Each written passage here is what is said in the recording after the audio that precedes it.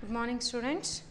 So in the last class we have started with the introduction to memory devices alva. So output to matte input units agittu. So adadmele introduction to the memory devices na start ಮಾಡ್ಕೊಂಡಿದ್ವಿ alva. So the memory is a most essential part of the computer anta ಹೇಳ್ತೇವೆ alva. So because to store the data, it is a storage part of the computer system anta ಹೇಳ್ತೇವೆ, where we are able to store the data. So ಏನೇನೆಲ್ಲ ಡೇಟಾನ ನಾವು use ಮಾಡ್ತಾ ಇದ್ದೀವಿ, so ಆ ಡೇಟಾನ store ಮಾಡ್ತಾ ಇದ್ದೀವಿ in order to reuse it in a future. So ಫ್ಯೂಚರಲ್ಲಿ ಆ ಸೇಮ್ ಡೇಟಾನ ನಾವು ರೀಯೂಸ್ ಮಾಡೋದಕ್ಕೆ ನಾವಿಲ್ಲಿ ಏನು ಮಾಡ್ತಾ ಇದ್ದೀವಿ, ಆ ಡೇಟಾನ ಸ್ಟೋರ್ ಮಾಡ್ತಾ ಇದ್ದೀವಿ. ಸೊ ಸ್ಟೋರ್ ಮಾಡ್ತಾ ಇದ್ದೀವಿ ಡೇಟಾ ಅಂತಂದರೆ, so which is make us to reuse it in a future ಅಲ್ವಾ. ಸೊ ಆ ಒಂದು ಮೆಮೊರಿಯಲ್ಲಿ 2 types ಆಫ್ ಮೆಮೊರೀಸ್ ಇದೆ ಅಂತ ಹೇಳಿದ್ದೆ. So that is the primary memory and the secondary memory alva. So this memory or storage devices are measured in terms of different key terms anta helidvi alva last class alli. So yavade discuss madidve.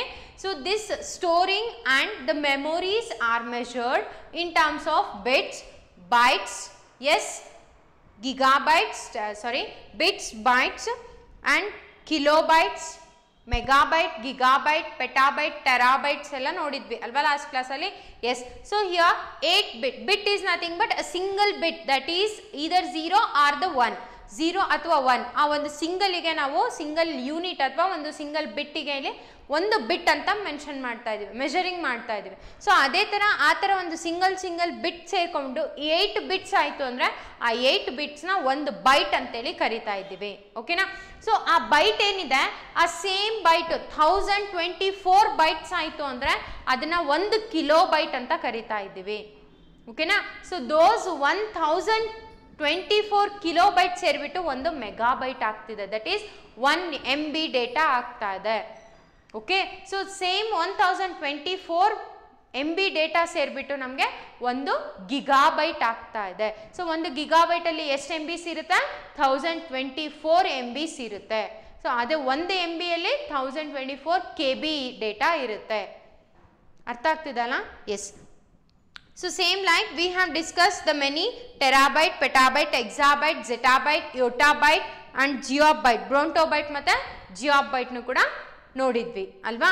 S. So ನಾವು will discuss with the primary memory. So ಈ ಮೆಮೊರಿಯಲ್ಲಿ 2 types ಇದೆ ಅಂತ ಹೇಳಿದ್ವಿ ಅಲ್ವಾ. So 2 types ಅಲ್ಲಿ first ಬಂದ್ಬಿಟ್ಟು primary memory, so ಇನ್ನೊಂದು secondary memory. Secondary memory. So ಏನು ಇದು ಪ್ರೈಮರಿ ಮೆಮೊರಿ ಅಂದರೆ ಏನು? ಸೊ ನಾವೇನು ಯೂಸ್ ಮಾಡ್ತಾ ಇದ್ದೀವಿ, ಆ ಮೇನ್ ಮೆಮೊರಿ ಏನಿದೆ ಅಲ್ಲ, ಅದಕ್ಕೆ ನಾವು ಇಲ್ಲಿ ಪ್ರೈಮರಿ ಮೆಮೊರಿ ಅಂತ ಕರಿತಾ ಇದ್ದೀವಿ. So say for example, simple example will take. Okay. So I am using the word pad. So word pad ಆಯಿತು, ನೋಟ್ ಪ್ಯಾಡ್ ಆಯಿತು, ಏನು ಓಪನ್ ಮಾಡಿಕೊಂಡು ಟೈಪಿಂಗ್ ಮಾಡ್ತಾ ಇದ್ದೀವಿ, ನೋಟ್ಸ್ ಟೈಪ್ ಮಾಡ್ತಾ ಇದ್ದೀರಾ ಅಂದ್ಕೊಳ್ಳಿ, ಅಥವಾ ನಿಮ್ಮ ರೆಸ್ಯೂಮ್ನ ಟೈಪ್ ಮಾಡ್ತಾ ಇದ್ದೀರಾ, ಕರಿಕ್ಯುಲಮ್ ವಿಟೆ. ಓಕೆ. ಸೊ ಅದನ್ನು ಟೈಪ್ ಮಾಡುವಾಗ you have not yet saved it. So ಪೂರ್ತಿ ಕಂಪ್ಲೀಟ್ ಆದಮೇಲೆ ಸೇವ್ ಮಾಡ್ತೀರಾ ಅಲ್ವಾ.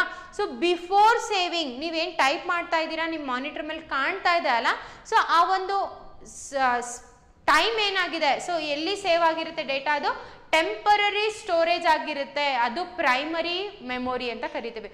ಅದೆಲ್ಲಿರುತ್ತೆ, ಪ್ರೈಮರಿ ಮೆಮೊರಿ ರ್ಯಾಮ್ ಅಲ್ಲಿ ಇರುತ್ತೆ ಡೇಟಾ. ಗೆಟಿಂಗ್? ಸೊ ಆ ಒಂದು ಡೇಟಾನ ನಾವಿಲ್ಲಿ ಪ್ರೈಮರಿ ಮೆಮೊರಿ ಅಂತ ಕರಿತಾ ಇದ್ದೀವಿ. Yes. So you have done with all your resume ಎಲ್ಲ ಟೈಪ್ ಆಗಿದೆ, ನೋಟ್ಸ್ ಎಲ್ಲ ಕಂಪ್ಲೀಟ್ ಆಗಿದೆ, ಸೇವ್ ಮಾಡಿದ್ದೀರಾ ಡ್ರೈವಲ್ಲಿ ಅಥವಾ ಒಂದು ಪೆನ್ ಡ್ರೈವಲ್ಲಿ ಸೇವ್ ಮಾಡ್ಕೊಂಡಿದ್ದೀರಾ, ಡಿಸ್ಕಲ್ಲಿ ಸೇವ್ ಮಾಡ್ಕೊಂಡಿದ್ದೀರಾ. ಸೊ ಡಿಫ್ರೆಂಟ್ ಕೈಂಡ್ಸ್ ಆಫ್ ಇದು ಸಿಗುತ್ತೆ, ಮೆಮೊರಿ ಚಿಪ್ ಇದೆ.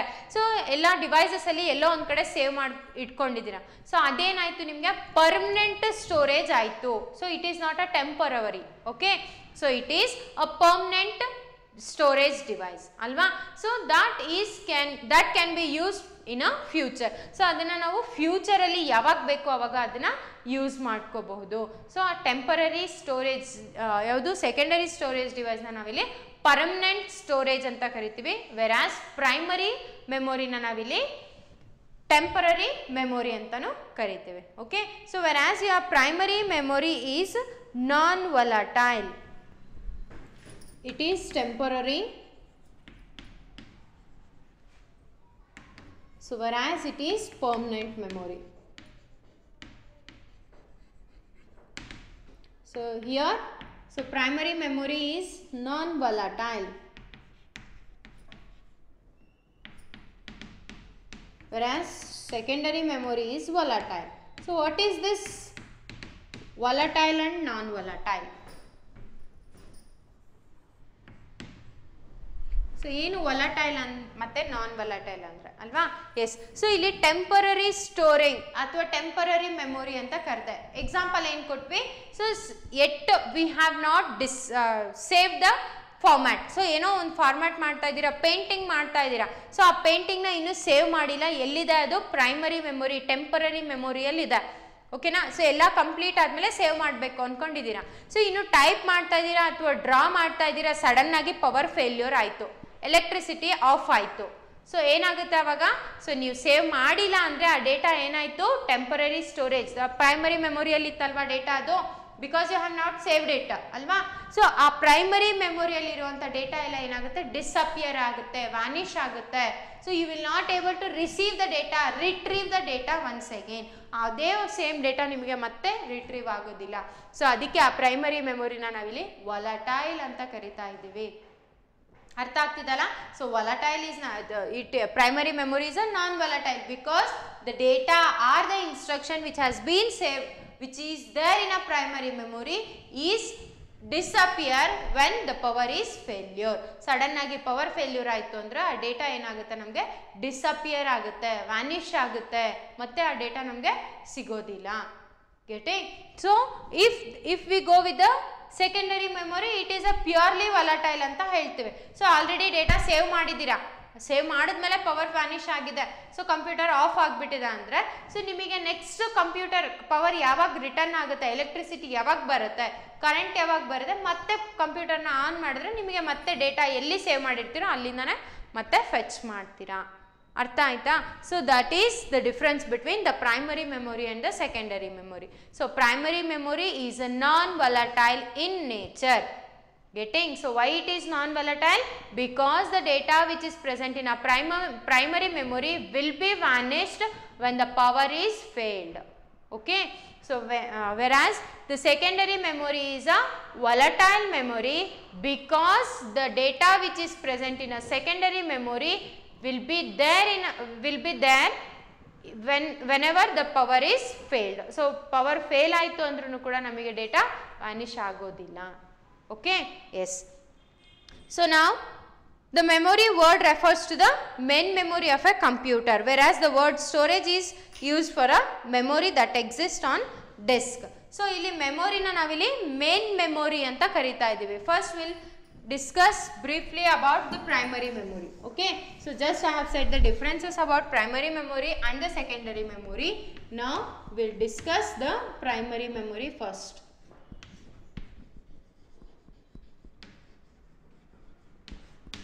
Okay, so here the memory refers to the main memory. So memory ಅಂದರೆ ಆ ವರ್ಡ್ನ ನಾವು ಯಾವುದಕ್ಕೆ ರೆಫರ್ ಮಾಡ್ತೀವಿ? ಇಲ್ಲಿ ಮೇನ್ ಮೆಮೊರಿಗೆ ರೆಫರ್ ಮಾಡ್ತೀವಿ. Main memory, the word memory refers to the main memory. So whereas storage ಅಂದರೆ ಏನು ಬರುತ್ತೆ ಇಲ್ಲಿ? Storage is use for memory that exist on disk. Storage ಅಂದರೆ ಪರ್ಮನೆಂಟ್ ಆಗುತ್ತೆ ಇಲ್ಲಿ ಅಲ್ವಾ? ಸ್ಟೋರ್ ಆಗಿರುವಂಥ data. So that exists on disk. So ಯಾವುದರಲ್ಲಿ ಇರುತ್ತೆ ಇದು? Exist on disks. Okay? Yes. So main memory is usually called the physical memory which refers to the chip. So ಈ main memory ಅಥವಾ ಈ ಮೆಮೊರಿನ ನಾವಿಲ್ಲಿ ಏನಂತ ಕರಿತೀವಿ?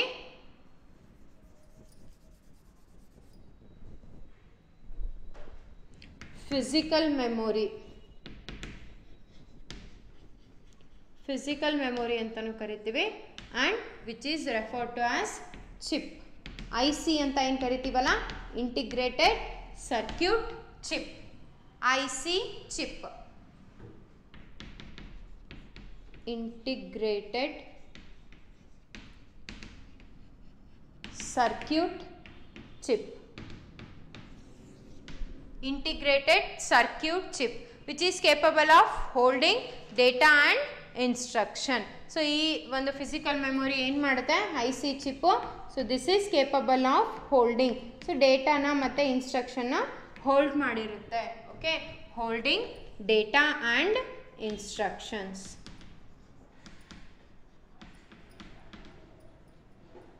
ಸೊ ಏನಾದರೂ ಡೇಟಾ ಟೈಪ್ ಮಾಡ್ತಾ ಇದ್ದೀರಾ, ಇನ್ಸ್ಟ್ರಕ್ಷನ್ಸ್ ಕೊಡ್ತಾ ಇದ್ದೀರಾ, ಸೊ ಅದೆಲ್ಲ ಏನಾಗ್ತಾ ಇದೆ, ಫಿಸಿಕಲ್ ಮೆಮೊರಿಯಲ್ಲಿ ಡೇಟಾ ಹೋಲ್ಡ್ ಆಗಿರುತ್ತೆ. That is the form we call it as the IC, that is integrated circuit chip. Okay, so this primary memory is of 2 types. ಸೊ ಪ್ರೈಮರಿ ಮೆಮೊರಿಯಲ್ಲಿ ನಮಗೆ 2 ಟೈಪ್ಸ್ ಬರುತ್ತೆ. Classifications of primary memory.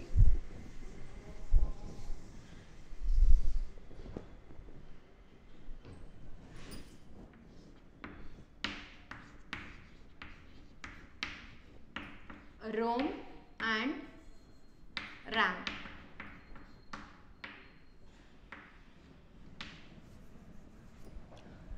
There are 2 classifications within the primary memory, that is ROM and RAM.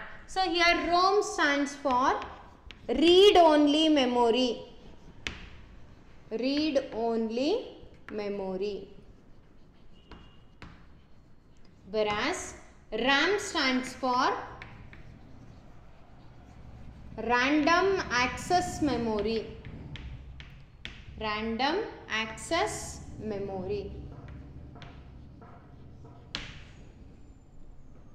Getting my point? ROM and RAM. ROM stands for read only memory. RAM stands for random access memory. Okay, yes. So now what is this ROM and what is this RAM? So ROM, read only memory, name suggest ಮಾಡ್ತಾ ಇದೆ.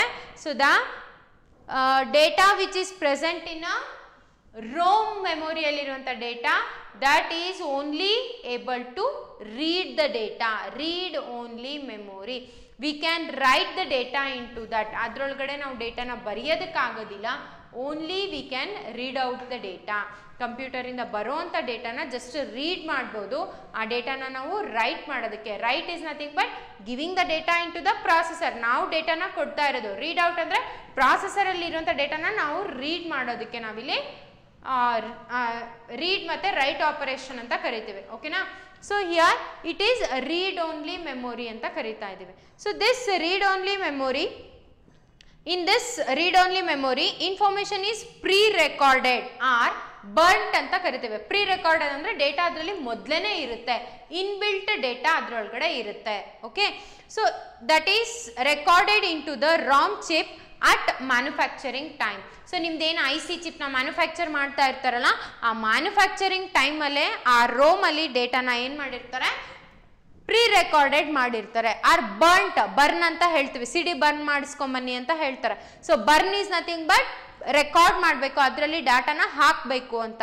Okay, so ಈ ROM ಚಿಪ್ಪಲ್ಲಿ ಏನಾಗುತ್ತೆ, at the time of manufacturing your data will be prerecorded. That data can only use for reading, not to write. Okay, yes. So now once the data has been written into the ROM chip, it cannot be erased, but we can read it. So manufacturing time ಅಲ್ಲಿ ಏನು ಡೇಟಾನ ಇದ್ರೊಳಗಡೆ ಹಾಕ್ತೀರಾ ಈ ಒಂದು ROM chip ಅಲ್ಲಿ, so that can only be read. We cannot erase the data. ಆ ಡೇಟಾನ Vanish ಮಾಡಿ ಮತ್ತೆ ರೈಟ್ ಮಾಡೋದಕ್ಕೆ ಬರೋದಿಲ್ಲ.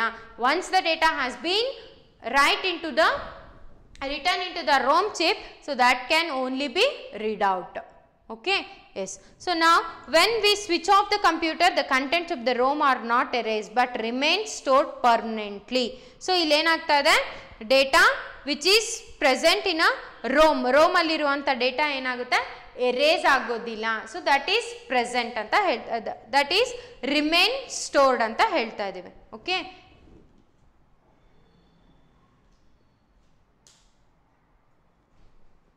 So within this ROM, this is a non volatile. ಇದನ್ನ ನಾನ್ ವಾಲಟೈಲ್ ಅಂತ ಕರಿತೀವಿ. So whereas this is a volatile. So ಅವಾಗಲೇ ಹೇಳಿದೆ ವಾಲಟೈಲ್ ಅಂದರೆ ಏನು, ನಾನ್ ವಾಲಟೈಲ್ ಅಂದರೆ ಏನು ಅಂತ. ಓಕೆನಾ? S.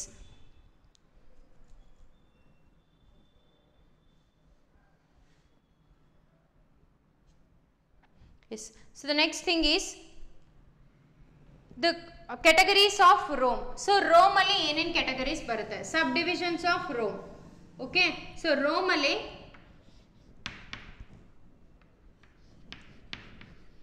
there is PROM, EPROM, EEPROM. So these are the three different categories of ROM. Okay, so ROM stands for read only memory, whereas PROM stands for programmable read only memory. Programmable read only memory. EPROM. EPROM stands for erasable programmable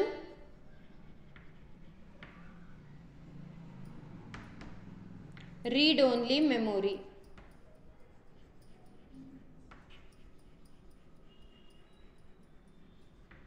Next, EEPROM stands for electrically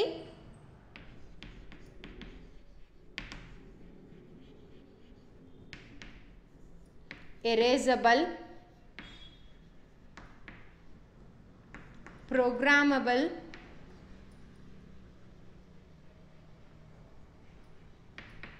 read only memory.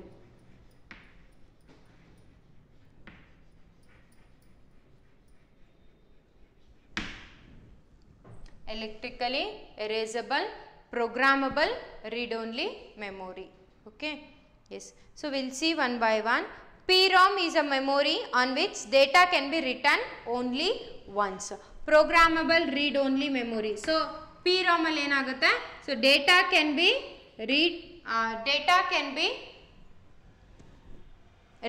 only once. So data enagutte, written only once. Written only once.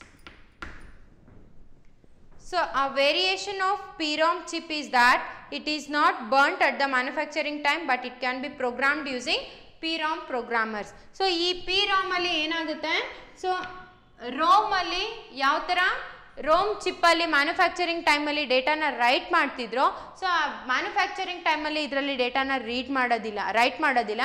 So rather than that, the PROM programmers ಏನಿರ್ತಾರಲ್ಲ, users programmers ಇರ್ತಾರಲ್ಲ, ಅವ್ರು ಏನು ಮಾಡ್ತಾರೆ, so not at the manufacturing time, so developing ಟೈಮಲ್ಲಿ ಏನು ಮಾಡ್ತಾರೆ, PROM programmers ಡೇಟಾನ write ಮಾಡ್ತಾರೆ, that to only once.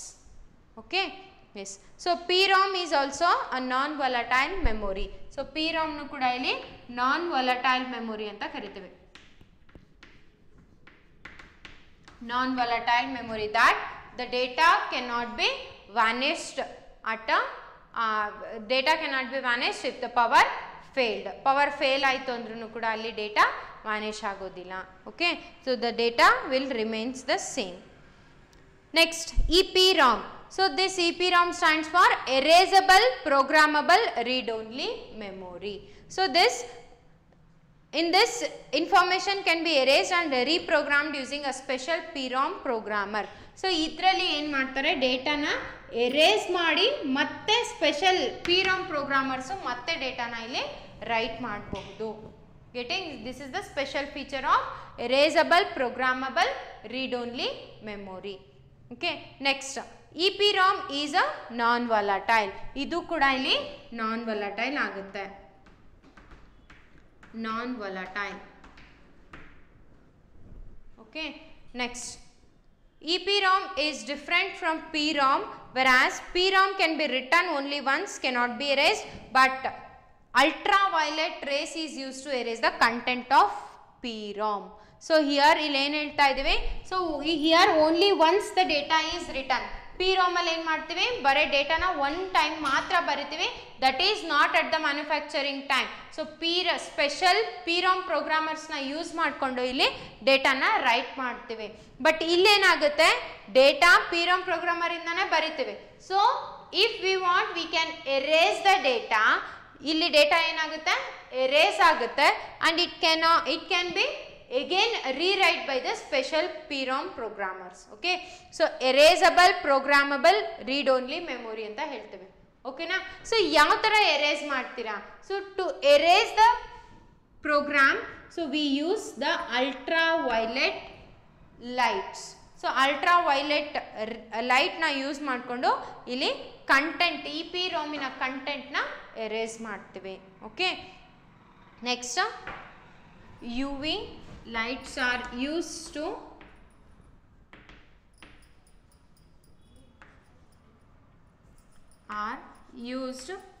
to erase contents. ಆ ಕಂಟೆಂಟ್ಸ್ನ ಎರೇಸ್ ಮಾಡೋದಕ್ಕೆ ನಾವಿಲ್ಲಿ UV lights are used. Okay. Again those can be rewrite by the special PROM programmers. Okay. So this PROM and EPROM are differ. Okay. Whereas in a PROM it cannot be rewrite, but in a EPROM we can erase the data by using the ultraviolet rays, and we can rewrite by using the PROM programmers. Okay. Next EEPROM, that is electrically erasable programmable read only memory. So this is recently developed type of memory. So recent agi develop agiruvantaha one type of memory it is. So it is equivalent to EPROM but does not require UV rays. So illi idu EPROM tarane ide. So this is also erasable programmable read only memory. So idralli iruvanta data nu navu erase ಮಾಡಿ ಅದನ್ನ ಮತ್ತೆ PROM programmer, special PROM programmers ಇಂದ ಮತ್ತೆ rewrite ಮಾಡಿಸಬಹುದು. But what is the difference between these is, so the data or the content present in a EPROM can be erased by UV lights, whereas the data present in a EEPROM, so the data present in this EEPROM can be erased by exposing the data into the sunlight. So sunlight electrical light ಗೆ ಅದನ್ನ ನಾವು expose ಮಾಡಿದಾಗ data ಏನಾಗುತ್ತೆ, vanish ಆಗುತ್ತೆ. So the name has been given electrically erasable. So ಅದನ್ನ electric circuits ಇಂದ ನಾವು ಅದನ್ನ erase ಮಾಡ್ತೀವಿ. Okay. So after erasing it can be again rewrite by the PROM programmers. Okay. Exposing it to, it can be erased by exposing it to the electric charges. By exposing it to the electric charges. So this is also non-volatile. Non-volatile means the data cannot be vanished if the power is failed. Power fail ಆಯಿತು sudden ಆಗಿ ಅಂದ್ರೂ ಕೂಡ data ಇಲ್ಲಿ Vanish ಆಗೋದಿಲ್ಲ. Okay. Next. So this is all about the ROM. So the one type of primary memory. So primary memory na one type idu. So adralli ROM ಮತ್ತೆ RAM ಅಂತ two categories ಇದೆ. So whereas the ROM is of three types: PROM, EPROM and EEPROM. ROM stands for read only memory. So where the data can only be read out, it cannot be able to write the data. Okay. Or it cannot be able to execute the data. So the data with data into the ROM chip has been burnt or pre-recorded at the manufacturing time. So manufacturing time alle data na ಏನು ಮಾಡ್ತಾರೆ, feed ಮಾಡಿರ್ತಾರೆ. Okay. Yes. So here it is a non-volatile memory. If the data or the power is failed of the when we switch off the computer or the power has been failed, the contents of the ROM are not erased. Content ROM ಅಲ್ಲಿ ಇರುವಂತ data ಅಥವಾ contents erase ಆಗೋದಿಲ್ಲ, but they are permanently remains in a permanently stored in a ROM. Okay. So hence it is called as non-volatile. Getting? So next the categories are PROM, that is programmable read only memory. It is also a non-volatile memory. Okay. So once the data has been written into the program, it cannot be erased. So only one time we can write the data into the PROM. PROM ali only one time we can write the data. Okay, whereas in EPROM, EPROM ಅಲ್ಲಿ ಏನಾಗುತ್ತೆ, so ಇವೆರಡಕ್ಕೂ difference ಏನಿದೆ.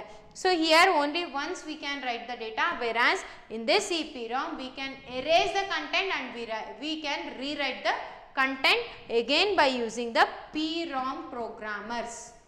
Okay, so ಯಾರು PROM programmers ಇದ್ದಾರೆ ಆ ಒಂದು ಪ್ರೋಗ್ರಾಮರ್ಸ್ನ use ಮಾಡಿಕೊಂಡು data ಇರೋ ಡೇಟಾನ ಎರೇಸ್ ಮಾಡಿ ಮತ್ತೆ ಡೇಟಾನ ರೈಟ್ ಮಾಡ್ಬೋದು. And this is also the non volatile memory. Okay, so data erase ಹೇಗೆ ಮಾಡ್ತೀವಿ, so that the content of the EPROM can be erased by using the UV lights.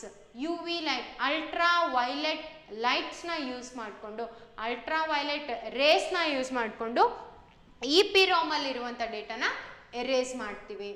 Okay, yes, so the next is EEPROM, electrically erasable programmable read only memory, whereas it is same as EPROM, but the difference is the data is erased by exposing its content to the electrical charges. So electrical method na use ಮಾಡಿಕೊಂಡು ಅಲ್ಲಿ ಡೇಟಾನ erase ಮಾಡ್ತಾ ಇದ್ದೀವಿ. We are not using the ultraviolet rays. ಇಲ್ಲಿ ultraviolet rays ನ use ಮಾಡ್ತಾ ಇಲ್ಲ. These are electrically erasable. Okay, erase ಮಾಡಿ ಮತ್ತೆ PROM programmers ಇಂದ ಅದನ್ನ ಡೇಟಾನ ಮತ್ತೆ rewrite ಮಾಡ್ತೀವಿ. Okay, yes, so this is about the ROM.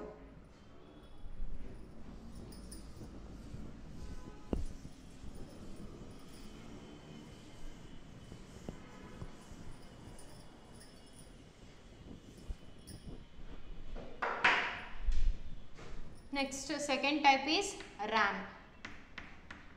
So RAM stands for random access memory.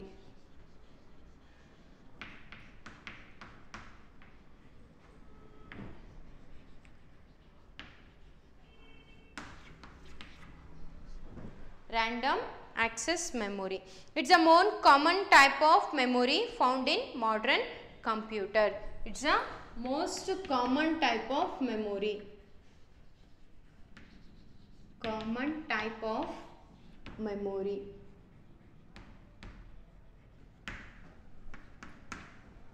Common type of memory. This really a main storage and is a place where program gets stored temporarily. So this is a place where the program or the instruction, program or the instruction can be stored temporarily. Stored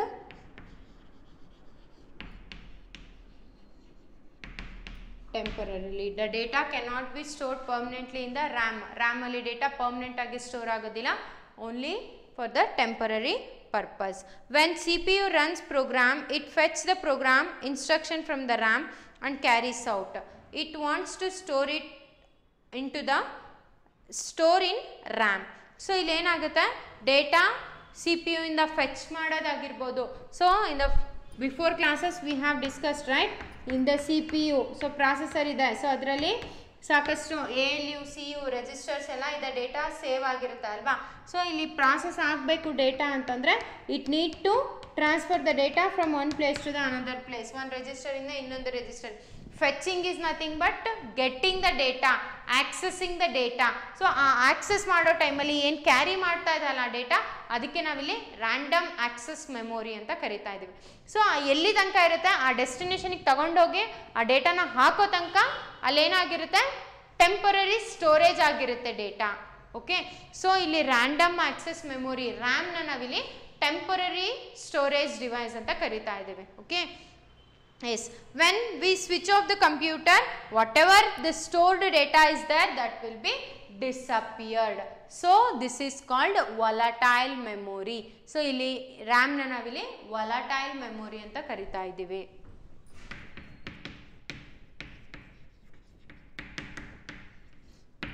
So don't get confused with our non-volatile and volatile.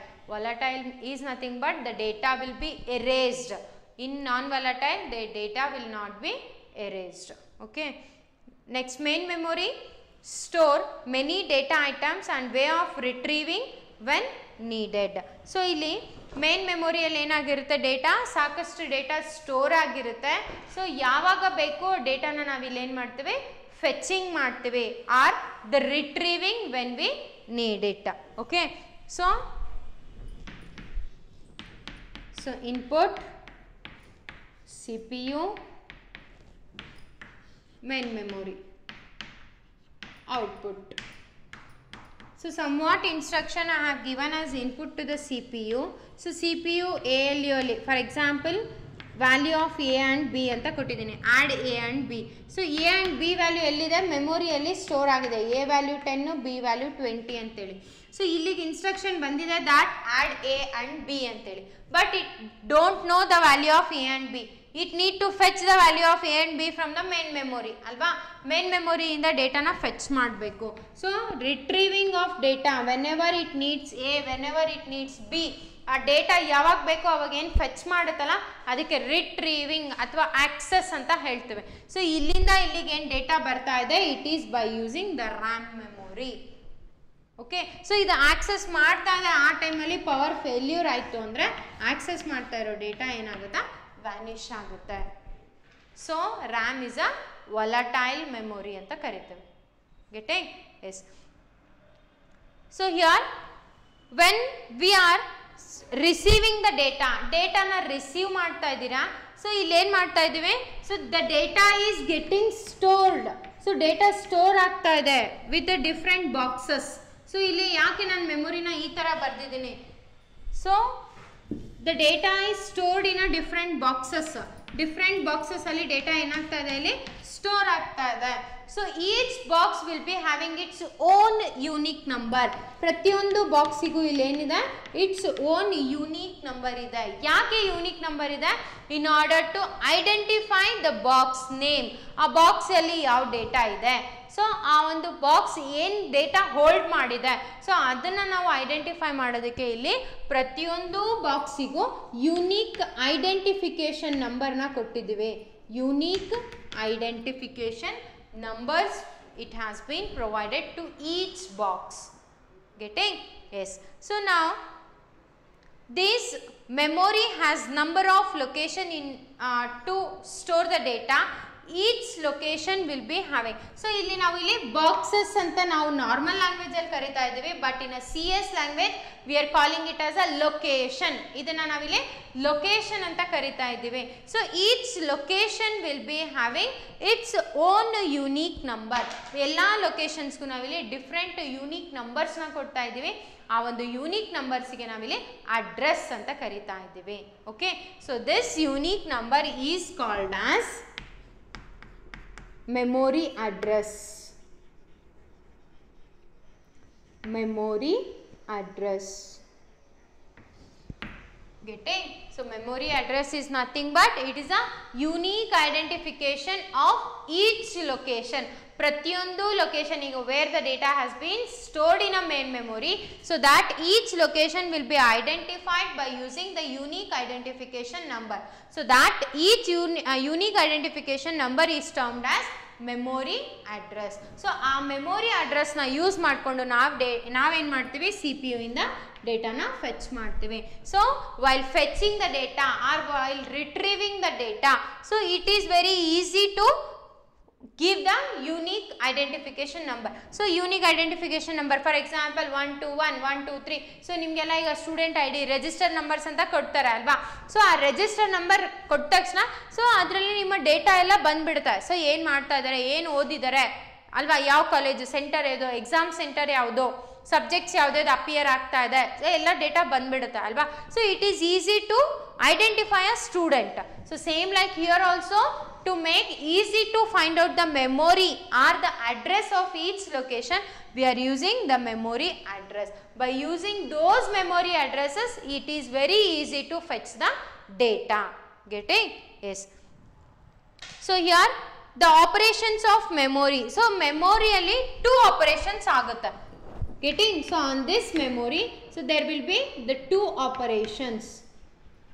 ಏನೇನು ಆಗ್ಬೋದು ಇದ್ರ ಜೊತೆ, so the memory can be read out or memory can be write. into the memory or read from the memory ಅಂತ ಹೇಳ್ತೀವಿ. Read is nothing but the data is going to be read out from the memory to the other devices. ಬೇರೆ ಡಿವೈಸಸ್ಸಿಗೆ ಡೇಟಾನ transfer ಮಾಡ್ತೀವಿ ಮೆಮೊರಿಯಿಂದ ಬೇರೆ ಡಿವೈಸಸ್ಸಿಗೆ, ಅಲ್ಲಿ read ಅಂತ ಹೇಳ್ತೀವಿ. Right ಅಂತಂದ್ರೆ whenever the from the other devices the data has been transferred to the memory. So ಮೆಮೊರಿಗೆ ಬೇರೆ devices ಇಂದ ಮೆಮೊರಿಗೆ ಡೇಟಾನ transfer ಮಾಡಿದ್ವಿ ಅಂದ್ರೆ ಅದಕ್ಕೆ ರೈಟ್ ಅಂತ ಹೇಳ್ತೀವಿ. Read and write. ಸೊ ಇರೋದನ್ನ ಫೆಚ್ ಮಾಡಿದ್ರೆ ಮೆಮೊರಿಯಲ್ಲಿ ಆಲ್ರೆಡಿ ಇದೆ, ಅದನ್ನ ನಾನು ಫೆಚ್ ಮಾಡ್ತಾ ಇದ್ದೀನಿ. ಫಾರ್ ಎಕ್ಸಾಂಪಲ್ ಮೆಮೊರಿಯಲ್ಲಿ ಎ ವ್ಯಾಲ್ಯೂ 20 ಅಂತ ಇದೆ. ಸೊ ಈ 20ನ ನಾನು ಮಾನಿಟರ್ ಮೇಲೆ ಡಿಸ್ಪ್ಲೇ ಮಾಡಬೇಕು. ಸೊ ಇಲ್ಲಿ ಏನಾಗ್ತಾ ಇದೆ, from the memory this data is transferring into the other device, ಬೇರೆ ಒಂದು ಡಿವೈಸಿಗೆ ಟ್ರಾನ್ಸ್ಫರ್ ಆಗ್ತಾ ಇದೆ. ಇದಕ್ಕೆ ರೀಡ್ ಔಟ್ ಅಂತ ಕರಿತೀವಿ. Getting read out from the memory. So ಅದೇ ನಾವು ಇಲ್ಲಿ ಮಾನಿಟ್ರಲ್ಲಿ C value is equal to 30 ಅಂತ ಕೊಡಬೇಕು. ಸೊ ಇದನ್ನು ನಾನು ಏನು ಮಾಡ್ತೀನಿ, ಮೆಮೊರಿ ಲೊಕೇಶನ್ ಸಿ ಅಲ್ಲಿ ಅಡ್ರೆಸ್ ಸಿಗೆ 30 ಅಂತ ವ್ಯಾಲ್ಯೂ ಕೊಡ್ತಾ ಇದ್ದೀನಿ. ಇದಕ್ಕೆ ರೈಟ್ ಆಪರೇಷನ್ ಅಂತ ಹೇಳ್ತೀನಿ. The transfer of data from any other devices to the memory is called as write operation. Okay, yes. So next there are different types. So here where it performs the read and write operation, ಎಲ್ಲಿ ಯಾವ ಮೆಮೊರಿಯಲ್ಲಿ read ಮತ್ತೆ right operation ಎರಡೂ ಆಗುತ್ತೋ ಅದಕ್ಕೆ ನಾವಲ್ಲಿ RAM ಅಂತ ಕರಿತೀವಿ. But that we have in the last we have discussed ROM, right? So there we can only read the data, we cannot write the data, alva. So but here the memory that performs both the operation, that is read and write operation, so that is called as RAM. Okay, yes. So now there are different types of RAM. So RAM allu kuda different categories ide.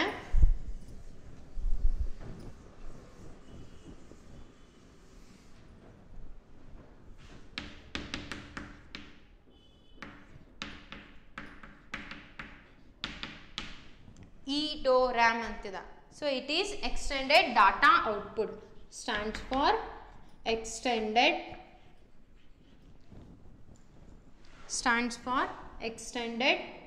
data output. Extended data output. So another one is, so what is this extended data output? This is a type of RAM chip that improves the time to read from the memory. It improves the time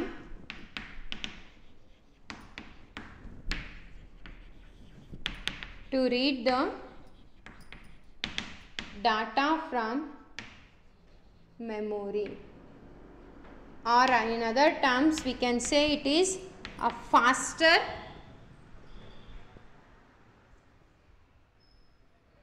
microprocessor such as Intel Pentium. Faster microprocessor ಅಂತನೂ ಹೇಳ್ತೀವಿ. microprocessor faster ಅಂತ ಹೇಳ್ತಿದ್ದೇವೆ. So faster is nothing but it is make us to read the data very fastly. ಮೆಮೊರಿಯಲ್ಲಿ less time ಅಲ್ಲಿ data, ಜಾಸ್ತಿ ಡೇಟಾನ read ಮಾಡೋದಕ್ಕೆ help ಮಾಡುತ್ತೆ. Okay, next another one is SRAM,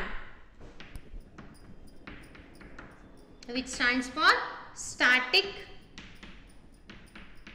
random access memory. Static random access memory.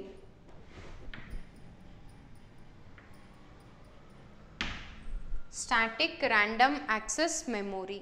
So here this is a type of semiconductor memory that uses bistable latching circuitries to store each bit.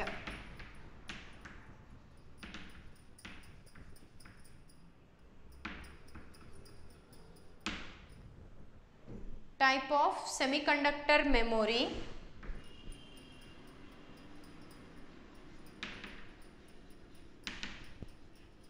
that uses bistable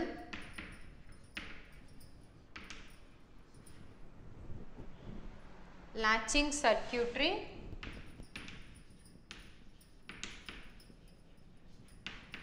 to store data. So ಇಲ್ಲಿ static RAM ಏನು ಮಾಡುತ್ತೆ, so static is nothing but constant ಅಂತ ಹೇಳ್ತೇವೆ. So ಆ ಡೇಟಾನ constant ಆಗಿ save ಮಾಡ್ತಾ ಹೋಗೋದಕ್ಕೆ ನಾವಿಲ್ಲಿ ಬೈಸ್ಟೇಬಲ್ ಲ್ಯಾಚಿಂಗ್ ಸರ್ಕ್ಯೂಟ್ರಿನ ಯೂಸ್ ಮಾಡ್ತಾ ಇದ್ದೀವಿ to store the data. Okay, so in this again we are having the another type, the subtype within this SRAM is DDR SRAM. So DDR SRAM is nothing but double data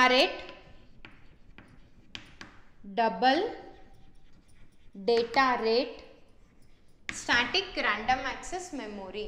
So double data rate ಅಂತ ಏನು ಹೇಳ್ತಾ ಇದ್ದೀವಿ, so access time ಏನಿದೆ S RAM ಅಲ್ಲಿ ಇದೆ ಅದಕ್ಕಿಂತ double rate of ಡೇಟಾನ ನಾವಿಲ್ಲಿ same ಟೈಮಲ್ಲಿ ಆಕ್ಸೆಸ್ ಮಾಡ್ಬೋದು. ಫಾರ್ ಎಕ್ಸಾಂಪಲ್ ಇಲ್ಲಿ 20 MB of data is going to be access per minute. So per second ಅಂತ ಇಟ್ಕೊಳ್ಳಿ, ಪರ್ ಸೆಕೆಂಡಿಗೆ 20 MB ಆಫ್ ಡೇಟಾನ ಆಕ್ಸೆಸ್ ಮಾಡ್ತಾ ಇದ್ದೀರಾ.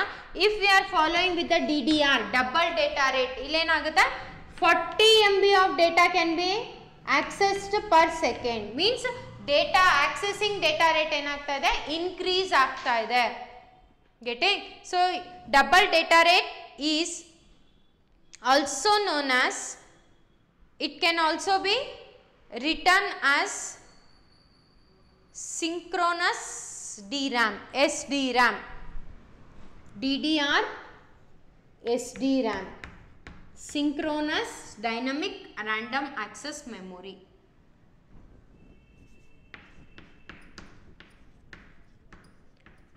Synchronous dynamic random access memory, double data rate, synchronous dynamic random access memory. Okay, so it is a very fast computer memory. So ಇಲ್ಲಿ very fast computer memory idu DDR SDRAM. So this is also written in short as DDR RAM. DDR RAM antanu kariteve. Okay, in short. Okay, based on a same architecture as SDRAM but uses the clock signal differently to transfer twice the data in a same amount of time. So ಇಲ್ಲಿ ಏನು SDRAM data that is synchronous dynamic random access memory ಏನು use ಮಾಡ್ತಿತ್ತಲ್ಲ, same ಆರ್ಕಿಟೆಕ್ಚರ್ನ ಇಲ್ಲೂ ಕೂಡ DDR RAM ಅಲ್ಲೂ ಕೂಡ use ಮಾಡ್ತಿದ್ದೀವಿ. But this thing what the difference is that it is using the clock signal differently. ಇಲ್ಲೂ ಕೂಡ ಕ್ಲಾಕ್ ಸಿಗ್ನಲ್ನೇ ಯೂಸ್ ಮಾಡ್ತಾ ಇದ್ದೀವಿ, ಡೇಟಾನ ಸ್ಟೋರ್ ಮಾಡಿದ್ರೆ ಟ್ರಾನ್ಸ್ಫರ್ ಮಾಡೋದಕ್ಕೆ. ಇಲ್ಲೂ ಕೂಡ ಕ್ಲಾಕ್ ಸಿಗ್ನಲ್ನ ಯೂಸ್ ಮಾಡ್ತಾ ಇದ್ದೀವಿ. ಏನು ಡಿಫ್ರೆನ್ಸ್ ಇದೆ ಆ ಕ್ಲಾಕ್ ಸಿಗ್ನಲ್ ಅಲ್ಲಿ ಅಂತ ಅಂದರೆ, to transfer twice the data, ಎರಡರಷ್ಟು ಡೇಟಾನ ನಾವಿಲ್ಲಿ ಸೇಮ್ ಅಮೌಂಟ್ ಆಫ್ ಟೈಮಲ್ಲಿ ಟ್ರಾನ್ಸ್ಫರ್ ಮಾಡ್ತಾ ಇದ್ದೀವಿ. ಸೊ ಇಲ್ಲಿ ಆ ಟೈಮಲ್ಲಿ ಎಷ್ಟು ಡೇಟಾ ಟ್ರಾನ್ಸ್ಫರ್ ಆಗ್ತಾ ಇತ್ತು ಅದೇ DDR ಅಲ್ಲಿ ಏನಾಗ್ತದೆ, ಸೇಮ್ ಟೈಮಲ್ಲಿ ಡಬಲ್ ಡೇಟಾ ಟ್ರಾನ್ಸ್ಫರ್ ಆಗ್ತಾ ಇದೆ. Getting? So this is about your RAM. ಅರ್ಥ ಆಯ್ತಾ? So the RAM is purely a volatile memory. Whatever the data has been stored in a memory, that is the RAM memory, it is vanished when a power is failure. Whereas the ROM is a non-volatile, the data cannot be vanished. ಅರ್ಥ ಆಯ್ತಾ? So this is about your primary memory. So primary ಮೆಮೊರಿಯಲ್ಲಿ volatile ಬರುತ್ತೆ, non volatile ಬರುತ್ತೆ. Because there are two types in a primary memory, that is RAM and ROM. Whereas RAM is a volatile memory, ROM is a non-volatile memory. Okay? Yes.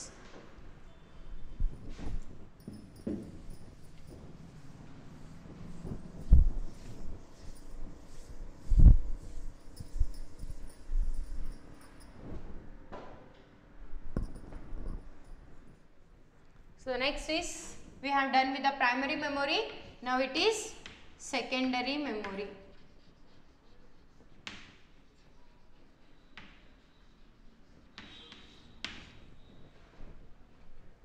So as I said earlier, secondary memory is a permanent storage device, permanent memory antanu kariteve. Okay na? So now this is non-volatile. So this secondary memory is also known as backup memory. So idanna navili backup memory antanu kariteve.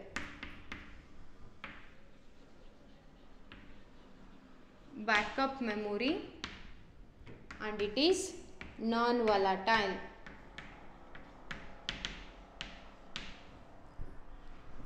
Secondary memory is a non-volatile memory. It can be used to transmit the data to another computer either immediately or the later time. So ಇಲ್ಲಿ secondary memory ನ ನಾವು ಡೇಟಾನ transfer ಮಾಡೋದಕ್ಕೂ ಕೂಡ ಇಲ್ಲಿ use ಮಾಡ್ತೀವಿ. ಓಕೆನಾ? So ಈಗ sudden ಆಗಿ ಡೇಟಾ ಪ್ರಾಸೆಸ್ ಆಗಿದೆ, ಆ ಡೇಟಾನು ಕೂಡ ಟ್ರಾನ್ಸ್ಫರ್ ಮಾಡ್ಬೋದು. ಸೊ ಪ್ರಾಸೆಸ್ ಮಾಡಿ ಇಲ್ಲೇ ಸೇವ್ ಮಾಡಿ ನೆಕ್ಸ್ಟ್ ಟೈಮು ಟ್ರಾನ್ಸ್ಫರ್ ಮಾಡ್ತೀನಿ ಅಂದರೂ ಕೂಡ ಲೇಟರ್ ಟೈಮಲ್ಲೂ ಕೂಡ ನಾವು ಇಲ್ಲಿ ಡೇಟಾನ ಟ್ರಾನ್ಸ್ಫರ್ ಮಾಡ್ಕೋಬೋದು. ಓಕೆ, ಸೊ ನಾವು it provides the mechanism for storing a large amount of data for a long period of time. So ಇಲ್ಲಿ ಏನು ಮಾಡುತ್ತೆ, it provides the mechanism, it provides a scheme. So ಏನು ಮಾಡುತ್ತೆ ಇಲ್ಲಿ, ಲಾರ್ಜ್ ಅಮೌಂಟ್ ಆಫ್ ಡೇಟಾನ longer period of time ತನಕ store ಮಾಡುವಂಥ ಒಂದು ಕೆಪಾಸಿಟಿನ ಕೊಡುತ್ತೆ. Getting? It provides a mechanism of storing, provides mechanism of storing large amount of data for a longer period of time. Longer period of time. So ಎಷ್ಟು ದಿನಗಳು ಬೇಕು, ಎಷ್ಟು ವರ್ಷಗಳು ಬೇಕು ಡೇಟಾನ ನಾವಿಲ್ಲಿ ಸ್ಟೋರ್ ಮಾಡ್ತಾ ಹೋಗ್ಬೋದು. Okay, so how much the data we want we can store it into the secondary storage device. Okay, secondary ಮೆಮೊರಿಯಲ್ಲಿ. So example for this secondary memory are ಯಾವ್ದ್ಯಾವ್ದಿದೆ, ಎಲ್ಲೆಲ್ಲಿ ನಾವು ಡೇಟಾನ ಇಷ್ಟು ಟ್ರಾನ್ಸ್ಫರ್ ಮಾಡ್ಬೋದು, ಲಾರ್ಜ್ ಅಮೌಂಟ್ ಆಫ್ ಡೇಟಾನ store ಮಾಡ್ಬೋದು, and that should be non volatile and it can be backup. So ಯಾವಾಗ ಬೇಕೋ ಅವಾಗ ಡೇಟಾನ ನಾವು ರಿಟ್ರೀವ್ ಕೂಡ ಮಾಡ್ಕೋಬೋದು. ಸೊ ಯಾವ್ಯಾವ ಡಿವೈಸಸ್ಸಲ್ಲಿ, so it is hard disk. Hard disk is also a secondary storage device where the data can be stored permanently. Magnetic tapes. ಇದೆಲ್ಲ storage devices ಇವು. Okay, next floppy disc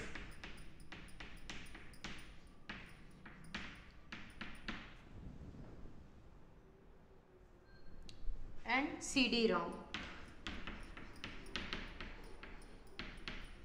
CD, compact disc read only memory.